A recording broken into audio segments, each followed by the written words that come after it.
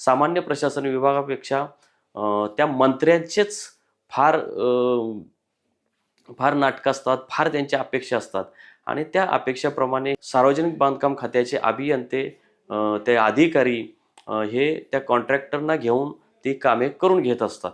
परंतु आता ही कामं म्हणजे ही नेहमीची पद्धत आहे. ज्यावेळी नवीन मंत्रिमंडळ येईल त्यावेळी ह्या सार्वजनिक बांधकाम विभागाची ही लगबग सुरू होते आणि ह्या सार्वजनिक बांधकाम विभागालाही त्या कामात फार मोठा स्वारस्य असतं. कारण जितकी जास्त कामी तेवढा जास्त भ्रष्टाचार, तेवढं जास्त पैसे खोऱ्याने ओरबता येतात. कंत्राटदारांचं भलं होतं, अधिकाऱ्यांचं भलं होतं, त्या खात्याचा जो मंत्री आहे त्याचं भलं होतं आणि अतिशय व्ही-आय-पी कामं असल्यामुळे त्याच्यात काय भ्रष्टाचार होतोय, कामांमध्ये म्हणजे ₹5 काम असलं तर तिथं ₹500 खर्च केले जातात.